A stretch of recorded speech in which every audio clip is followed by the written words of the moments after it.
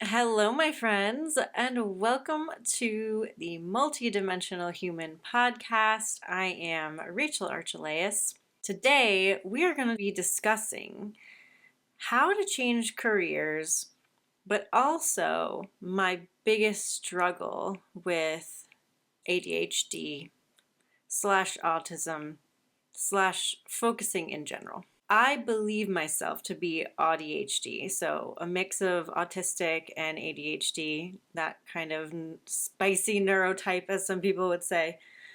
I feel like I'm less spicy and just more like a lazy Susan. Like, you don't really know what you're gonna get. That's what it's like in my brain anyway. So we're gonna talk about how to switch gears in general, but specifically what it's like for me, because this is my biggest hardship, I guess. I will just get right into it. My brain feels like, I'll show you what my brain feels like. And I'm not saying this is completely a negative thing. You know, I can do with it what I will. And most of the time it's fabulous. I love it. It's just a more challenging part of my makeup. So this is a soul portrait I drew for myself back in October. It makes perfect sense. This is exactly who I am. I am like a forest with meadows spread out and little ponds everywhere, and there's walking paths, and it's gorgeous and beautiful and lush and filled with scents and sights and nature, like birds chirping, ladybugs, wildflowers. It's gorgeous. And you can walk around for ages and see new things from different angles. And that's how life feels to me. Life feels like this incredible path that I get to walk. And every time I turn my head, I see something in a new way. And it's delightful. But in this modern world of, pick a lane, any lane, just pick a lane, please pick a lane, please tell me what you are, tell me in one sentence who you are and what you're selling, and like that, it just does not work for me, at least not for very long. And so it's kind of like, if you picture the sun, right? You've seen that image of a sun ray coming through the forest and there's like a little spot of clarity. Well, sometimes my sun ray's over here, and I will stay there for a while and take in that view and get to know that really well and really identify with it and like be it inside and out. And then all of a sudden the sun shifts and it's over here, and now I'm over here, and this is what I want to do for the rest of my life. This is who I am fully, 100% inside and out right now. But the sun moves and it keeps moving. And even though I, as a whole, am the same, I am this. Regardless of where my attention goes, I'm all of this. But what others get from me, besides just me personally, right? If you are just taking in who I am from like a passersby vantage point or an acquaintance, a follower of my work, not necessarily a close personal friend, you're going to be a little confused. And I let that confuse me sometimes. I let that get to me. And I shouldn't, but I'm not perfect. And I do become concerned from time to time. I let it get me off track, that I have to be a sentence, that I have to be one thing, that I cannot just be all the things with my attention in different places. And I know that's not true. It's worked for me. It's worked great for me to have all these different things, except that I still have beliefs about that causing limitations, right? And that consistency is what you need to be successful and taken seriously and all this stuff. So we'll probably unpack quite a bit of that here. If you can relate to this, though, let me know, because I tend to attract a lot of multi-hyphenates, a lot of people who really, if we're talking about it in a negative way, they think of themselves as magpies and shiny object syndrome people and flakes and flitterers, like people who are all over the place. And just to reiterate, even if your attention is all over the place, you're still the whole landscape, right? And I was recently watching Las Culturistas, which is such a good podcast, and the Lady Gaga episode. And she was talking about this, about how, I'm going to paraphrase, this is just what I took from it. This might not be how she actually meant it or what she said, but she was talking about how people have always tried to define her. What's your genre? What do you do? Who are you? She's sort of been unable to put herself in a box because she's not boxable, She's not. And she finally has gotten to a place where she realizes that and she's okay with that, and it doesn't matter to her what other people can or cannot do with her, Like, it's okay to be everything. And of course we know that, but as we get older, I feel like we can internalize these things. We can embody more just acceptance of who we really are and not try to be so much what we think other people need us to be. And again, I don't think, if you listen to my episode on identities, I haven't done this on purpose. I've not like sidled myself into some career profession and tried to make it last on purpose. It's just what happens, But I'm done. I'm done feeling like I need to explain myself. I am everything. And I think of someone like Miranda July as a really huge inspiration. Written books, made documentaries, and narrated them, is very well known just in the art scene, like very well respected as an artist, and I'm sure she does lots of other things as well. You can be whatever you actually are. And in my making room for being more of a writer and an artist, I also need to remember that that doesn't shut any doors, right? Because I'm about to graduate grad school. I just almost got a degree in developmental psychology. And when I'm doing that work, I'm really lit up by it. I love learning about mostly neurodevelopmental disorders because it's close to my heart. And I think there's just so much we can learn and so much acceptance that we can help spread about having a different neurotype. And I think we're just on the precipice of what that actually means. Most of the research is still, based on little boys.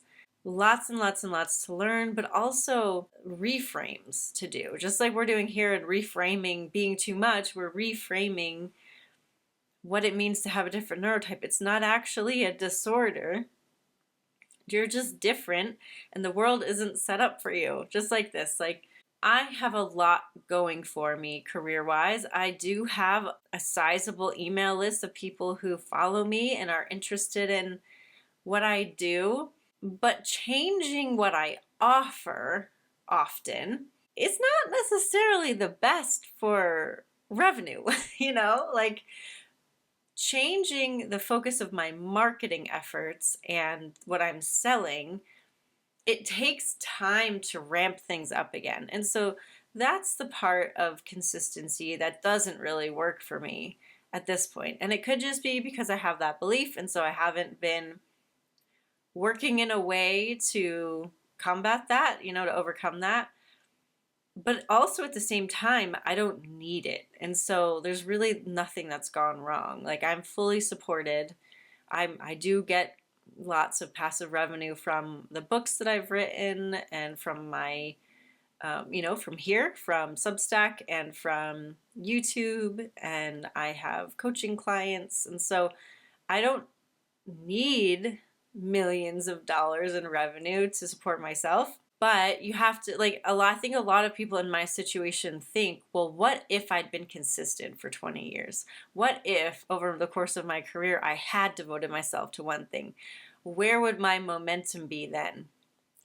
And having just temporarily closed a business that I've run for 20 years offline and online, but really full time for the last 11 years. I can tell you that when your attention, when your love, when your drive, when your passion wanes for something, that also tanks your momentum.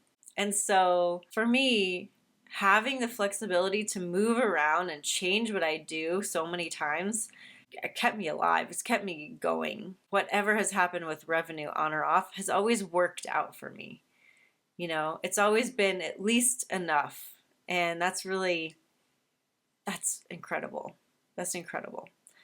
So if you're contemplating switching gears, maybe going back to something that you once loved, something that maybe you've built some security in your life and you can take a risk right now. How are you feeling about it? And are you having a hard time switching gears? Like, I have a friend who has a full-time job and has a lot going on personally, but really wants to start writing her book. I'm sort of in the same situation, except that my job right now is school, and I have maybe a little bit less of a social life than her. But I'm noticing that I'm having to put more structure in place for my new thing in order for it to come about. And so for someone like my friend, maybe this will help her. This is what I'm having to do right now in order to change gears. Because, Abraham, if you listen to Abraham Hicks at all, they talk about you can't just like stop a moving train on a dime, turn it around, and then have it keep going at full speed. Like, it takes a while to slow a train down. It takes a while to turn. It takes a while to get back up to speed. That's what I'm in right now. And I'm realizing what I need to do. So let's just go through what I'm doing right now. One of the things that I'm wanting to do more of is book reviews.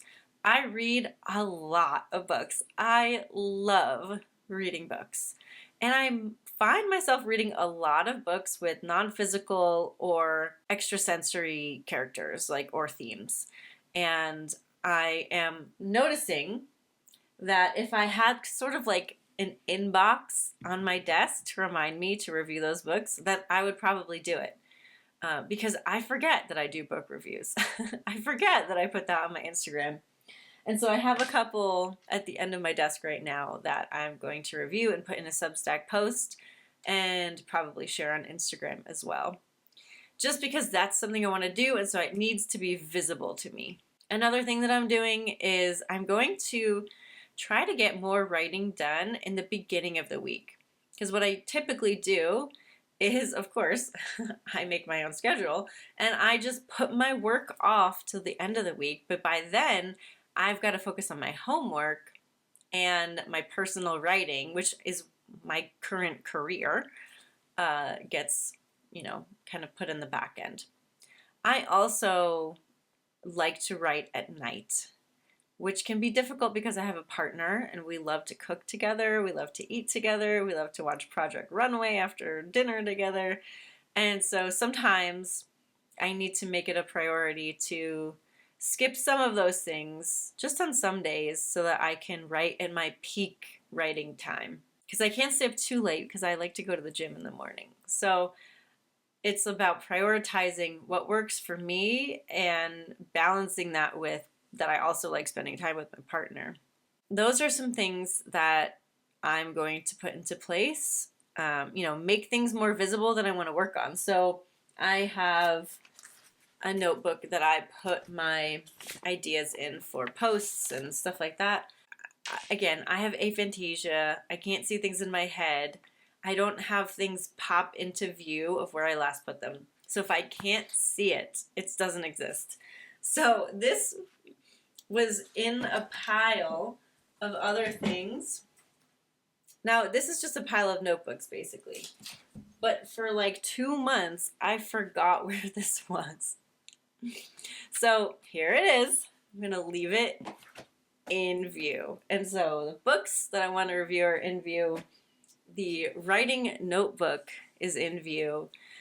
And I do have some open tabs of things that I'm working on writing-wise. Now, I'm also finishing up some books. That is very exciting. And I forget about those too. Like, I'll work really hard on finishing touches on some things, some projects that are mostly done. And then I will forget about it. And so I feel like I need another little whiteboard of just my writing stuff to put up somewhere and have near me. So organization is like something I desperately need in order to really switch gears efficiently. Because otherwise I'll forget. I'll forget what I'm doing. I'll forget what I said. I'll forget that I decided to be a writer, to be honest. Which is so funny because here's another thing about the ever-moving sun ray in my forest. I am a writer. I've published many books. I sell books almost every single day. I get, notifications that books have been sold and that I have royalties coming from different ebook platforms and, different distributors, whatever. So the thing is, because I haven't done writing full-time in a while, I don't treat myself like an author. I don't have it in my head that like, oh, I'm already an author. I'm already a writer. I'm already a successful writer. I've sold thousands of books. And that's got to change as well. So my self-perception, it would do me a lot of good to line that up with what I actually want to be doing. So I'm not becoming a writer. I am a writer. And I'm just shifting my schedule to put more emphasis on that. I went to Barnes & Noble, I don't know, 2 weeks ago. What did I even get? Nothing that's on my desk. And I got a book. Oh, I got a book about writing a young adult novel because I've never done that. And I've always thought that would be a good genre for this one story that I have. And so I just got a book on it because it would, it'll tell me the typical structure and, you got to know the rules to break the rules sometimes. And they asked me about writing, whatever, and I was like, oh yeah, I have a couple books, and the guy behind the counter said that I should email the person on this card he gave me because they love doing local signings, and they'll order my books in and do a signing for me. And I thought, oh wow, that's so cool. And then immediately, like, terror, like I can't do that. Like, what if 2 people show up, But what do writers do? They have book signings. They let people know they're a writer, right? And so if I want to be a writer, if I want to be the writer that I am, it's awfully nice to have a community, to have a local following, to do things in the community, spread myself around a little bit.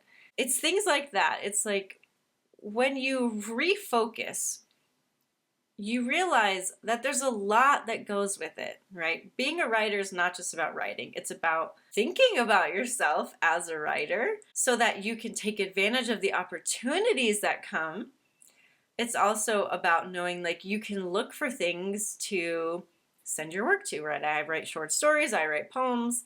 I can go back on Duotrope and see what people are looking for, what publishers are looking for right now, what zines and online publications want, and actually submit my writing so that they could publish it.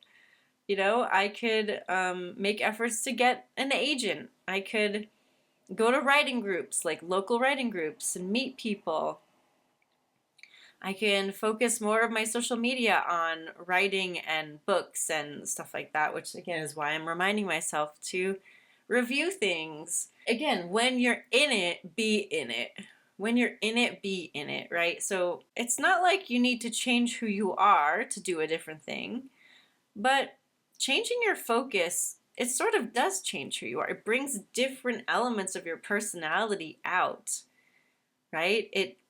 It does change you in a good way so you can experience yourself doing something new. And I think a lot of people shy away from changing who they are. They shy away from being someone new. Like, I could change my look up if I wanted to. Like, who is writer Rachel? What does she look like? What do they look like? What does he look like? What do I want to have in my life, right? I'm changing my desk up to remind me of this new direction. I could bring out some of the things from my past writer self, right? Like, I'm looking right now at a price sheet from what was it, debut, the first sale, the unveiling of a book that I published a long time ago. And it has Sephyrus Press, like, written on it. And that's the name of my publishing company. You know, like, I could bring things out to the forefront that remind me and anchor me in who I want to be right now. And even though I'm all about losing identities right now, aligning yourself to what you want is always going to be fun. It's going to be really fun, and it's going to be really affirming.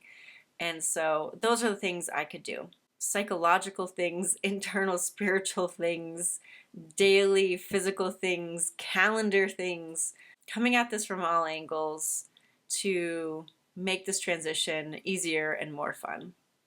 And it's funny because I get really into things, you know? I get hyper fixated. And so I forget that after getting home from QuiltCon, I wanted to be a quilt artist. I wanted to just make quilts all the time, designing, making, giving away, selling.